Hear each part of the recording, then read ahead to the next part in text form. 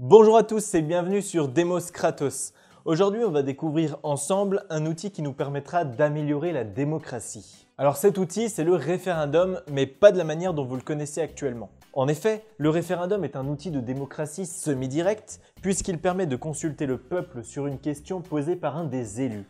L'initiative du référendum n'appartient donc pas au peuple, mais appartient à ses représentants. Pour que cet outil de démocratie semi-directe devienne un outil de démocratie directe, il va falloir qu'on s'intéresse à un de ses dérivés, c'est-à-dire le référendum d'initiative populaire. La vocation première du référendum d'initiative populaire, comme son nom l'indique, c'est de redonner l'initiative du référendum au peuple et non plus uniquement à ses représentants.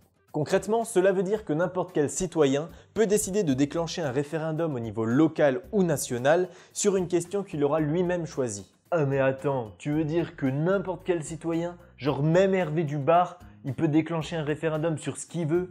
Non mais attends, ça va être le bordel, ouais. Oui, n'importe quel citoyen sur n'importe quel sujet, mais pas n'importe comment.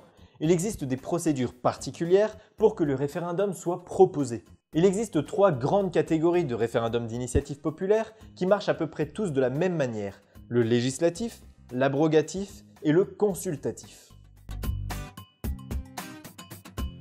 Pour commencer, on va voir le référendum d'initiative populaire législatif, c'est-à-dire celui qui permet de créer une loi ou un article de la Constitution.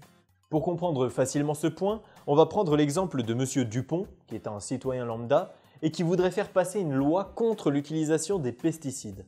La première étape, c'est que M. Dupont écrive son projet de loi de manière à ce qu'il soit compréhensible et applicable. Ensuite, il doit recueillir un nombre prédéfini de signatures sur la pétition qui aura pour sujet son projet de loi.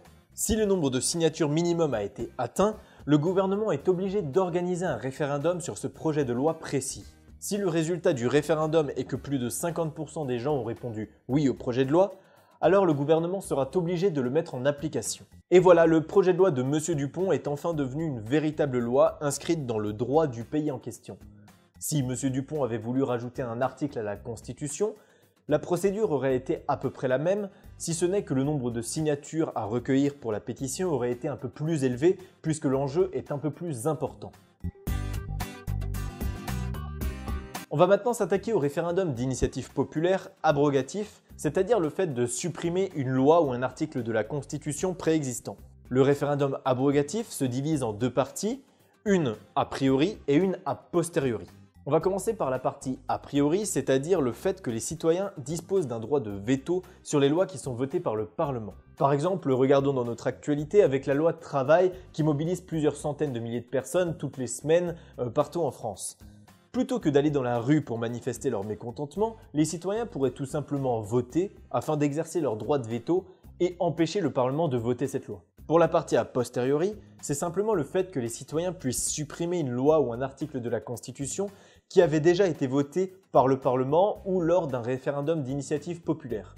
Le référendum d'initiative populaire abrogatif doit donc être a priori et a posteriori afin d'être pleinement efficace. Mais ces outils sont voués à l'échec si le projet de loi ou le projet de suppression d'une loi ne sont pas pertinents.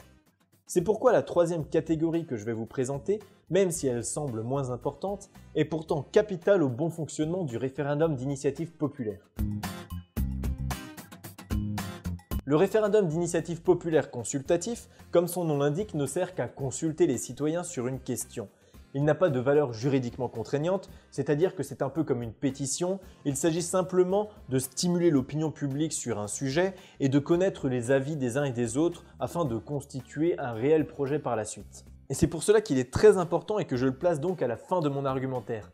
Je pense même que c'est un prérequis indispensable au bon fonctionnement des autres formes de référendum d'initiative populaire. En effet, si le peuple a été consulté auparavant pour la construction du projet, il sera beaucoup plus enclin à voter oui lors du référendum d'initiative populaire législatif ou abrogatif. Je pense que les 3 variantes du référendum d'initiative populaire sont complémentaires car ce n'est que réunies qu'elles fournissent un outil pertinent et efficace de démocratie directe. Le seul élément qui peut varier entre ces 3 formes de référendum d'initiative populaire, c'est le nombre de signatures à obtenir pour que le référendum soit organisé. En effet, en fonction du motif, suppression d'une loi, faire passer une loi ou modifier la Constitution, le nombre de signatures pourra varier en fonction de ce qui a été prévu par la loi. Vous l'aurez compris, pour moi ce système est plus démocratique car il donne directement le pouvoir aux citoyens. En effet, ce sont eux qui vont pouvoir organiser des référendums directement sur des sujets qu'ils ont eux-mêmes choisis et c'est aussi eux qui voteront lors du référendum. Et puis même à côté, si les élus décident de faire passer des lois ou une modification de la Constitution qui ne plaît pas à la majorité des citoyens, eh bien, ils auront quand même le pouvoir de revenir sur cette décision et de supprimer la loi ou la modification de la Constitution. Le gros avantage de cet outil, c'est qu'il n'y a pas besoin de faire la révolution pour le mettre en place. En effet, il peut vivre aux côtés d'un système représentatif. Encore faut-il que le Parlement décide de voter une loi qui mette en place le référendum d'initiative populaire dans le pays en question. Si cet outil est prévu à la base pour agir sur la loi ou sur la Constitution, il est possible de le penser autrement pour lui donner d'autres possibilités d'action. On pourrait par exemple penser une variante du référendum abrogatif qui n'agirait plus seulement sur la loi ou sur la Constitution, mais directement sur les élus. On pourrait révoquer les élus avant d'attendre tous les 5 ans les prochaines élections. Et plutôt que d'aller manifester dans la rue pour exprimer notre mécontentement, on pourrait directement décider de changer nos hommes politiques pour en mettre en place des plus efficaces. En conclusion, on a d'un côté le référendum normal qui peut être provoqué par nos élus et uniquement sur leur projet de loi. D'un autre côté, on a le référendum d'initiative populaire qui peut être provoqué par n'importe quel citoyen et pour n'importe quel projet. Si la procédure reste globalement la même sur les différentes formes de cet outil, certains éléments comme le nombre de signatures à obtenir sur la pétition peuvent légèrement changer en fonction du système. Vous comprenez donc maintenant pourquoi je pense que le référendum d'initiative populaire est un outil plus démocratique que le référendum normal. Cette première partie de ma série de vidéos sur le référendum d'initiative populaire a traité de cet outil de manière assez générale. La deuxième et dernière partie sur cet outil sortira dans les semaines à venir et traitera un peu plus en profondeur ce sujet en montrant les différents exemples de pays qui ont déjà adopté le référendum d'initiative populaire et qui l'utilisent déjà beaucoup. N'hésitez pas à me dire dans les commentaires de la vidéo si j'ai été imprécis ou si j'ai fait une erreur sur un point. Je vous invite à vous abonner à la page Facebook, la chaîne YouTube et à partager cette vidéo pour me soutenir. Merci d'avoir regardé la vidéo jusqu'à la fin et à bientôt!